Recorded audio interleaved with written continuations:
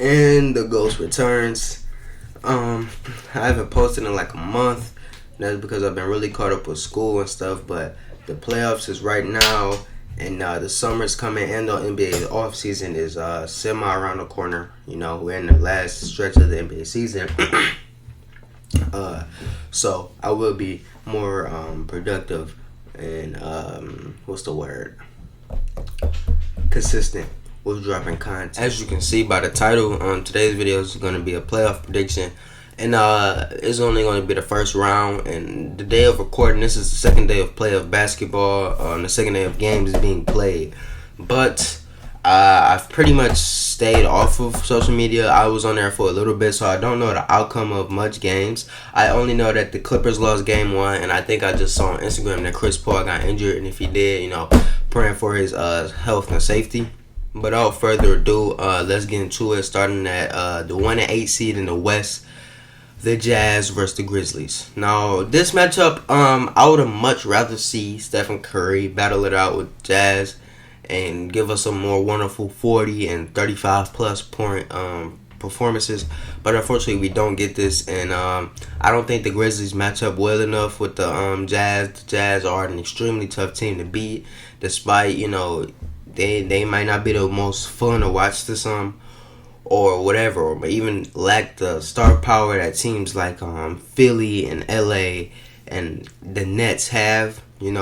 Not having like a top 10 player, but they're still going to be a tough team to beat in the playoffs with their interior defense that I spoke about in the previous videos, that shooting that they still have and stuff like that. Throughout other series, Rudy Gobert will be attacked defensively because we know he can be drawn out through pick and rolls and having your guard take the ball back, and then they just have Rudy Gobert in hell, but they won't have to worry about that too much. And even with that, I think the Jazz could still win. So I have the Jazz in 4 or 5 in this one. The Grizzlies may come away with the lucky one. Next, I got the 4 and 5 matchup in the West, which I spoke about, and I actually knew that the Mavericks had won game 1. And this matchup is the Clippers versus the Mavs, and I'm gonna go the Clippers, but I really like to see the Mavs win this series. I think the Mavs can win this series. They would have won this series last year if it wasn't for poor officiating. And I believe Kristaps Porzingis went out last year and in one of the games, like due to injury. The Mavericks are an extremely powerful offensive team, and their offense can outmatch the Clippers defense. But I do think that the Clippers are hungry and on a mission this year. I don't think that the Clippers make it out the West, but I do think that the Clippers can beat pass and lose, beat the Mavericks and advance to the second round. The 3 and 6 matchup on the West is a rematch of like 2019, like 2 years ago. We had Dame Lillard's Trailblazers versus Nikola Jokic's the Nuggets. I'm gonna go with the Nuggets. Actually, excuse me. I'm gonna go with the Trailblazers this series. I think that Dame and CJ perform well. I think Melo performs well, and I think their offense overwhelms the Nuggets defense. They don't have Jamal Murray, who was a humongous reason why they were able to go on that run last year. So that's a big minus, and I think this is gonna be a really big series for Dame, where we see him go off like he did against the Thunder a few years ago, or how even last year in the bubble when he was trying to get into the playoffs, sneak into that 8 seed, how he was just dropping 50 and 40 and stuff like that. So I think that we see another one of those kind of performances by Dame, and that he does sneak into that 3-6 spot. That he advances from that 3-6 spot. Last is the 2-7, which is probably arguably one of the most interesting first round matchups we have this year, or in a while, to be honest with you. And that's the Suns and the Lakers. The Lakers are in an extremely horrible position this year, and an extremely weird position in the playoffs, especially being one of the most talented, if not the most talented roster in the league, but being the 7th seed and having to play a great ran Suns team this year. Like I did just say, I did see Chris Paul got injured a few moments ago. I don't know how long term that is, and if he will sit out the rest of the playoffs. But if he did, I just tell you, I don't know what that man be doing. Last is the 2-7, which is the Warriors, and not the Warriors, the Suns and the Lakers. which is easily one of the most weird but enjoyable and fun to watch series that we have in the first round, probably in a long time, to be honest with you.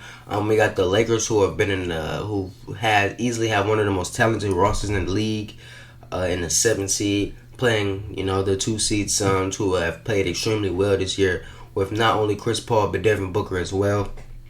Like I did say, I did see Chris Paul go down with an injury, and I had the Lakers coming out anyway. But if this injury is something where he is not coming back by Game 3 or Game 4 or something like that, I think that the Suns' chances go down tremendously. If you watch the Suns play, you know how big of a difference Chris Paul has made for this team, and you don't even have to watch Suns basketball. You could just understand what kind of player Chris Paul is to understand the impact that he has on the game. I would like to add a side note that if Chris Paul is injured and he's 2 seed, I feel so bad for the man. I mean, he had to play the Warriors 2018 and 2019. In 2018, he would have beat them if he doesn't go out in Game 7. And he just had so many instances where it's like he just gets the worst luck. He's just got to retire at that point, man. But and that's pretty much it for the Western Conference first round side. Let's move on to the East. All right, so in the East we got Philly and Washington. And although I do think that it is going to be nice to see Russell Westbrook in the playoffs and how he can perform and alongside Bradley Beal, I think that the Philly will just be too much. Washington is such a piss poor defensive team. And the Sixers are relatively, good enough offensively. I don't know where they stand in the league, but I know that they can dominate how bad the Wizards' defense is.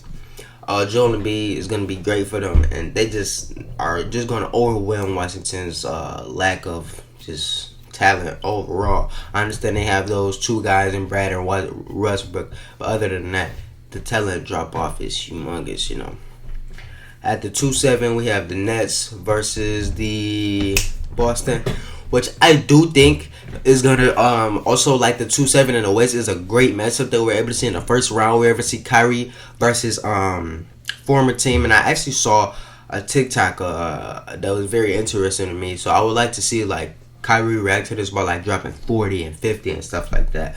But yeah, and you get to see Jason Tatum, electrifying player. We're seeing that he's able to show up in the biggest moments in the playoffs, and I'm hoping that we'll be able to see like him and Jason Tatum and Kevin Durant go at it a little bit. But I do think that the Nets are just so good offensively, and that a perimeter-centric team is a team that they rather play. And when I say that, so we know that the Nets, what they lack is interior defense, right? They lack defense, period, but their interior defense is worse than their perimeter defense. So they much rather play a team that relies on perimeter scoring, like the Celtics, and rather not have to play a team like the Bucks or Philly. They will have to end up playing a team like the Bucks or Philly, but in the first round they wouldn't want to have to see that. So I do have Nets in 4 in this one, and yeah. The 3-6 is a rematch of Miami and Milwaukee this year, and I think Milwaukee wipes Miami this year. I think that Jrue Holiday is such a big difference this year, and his on-ball, his playmaking, his passing, and his perimeter defense is going to help them tremendously. But if the Bucks, I have them winning in like 5 or maybe even 6. I think I'll go 5. I think that's how much they're gonna dominate. But if they lose somehow, tell Mike Budenholzer to start looking for new jobs immediately, because it is completely his fault. We know that Giannis needs to be in more pick and roll and stuff like that. So if he fails and the Heat built that wall and he still runs them as he still runs Giannis as if Giannis is his shooting guard, pack him up now. The 4-5 in the East is a battle of some young players. We got Trae Young's Hawks versus Julius Randle Knicks, and I'm gonna actually go with the Knicks this series.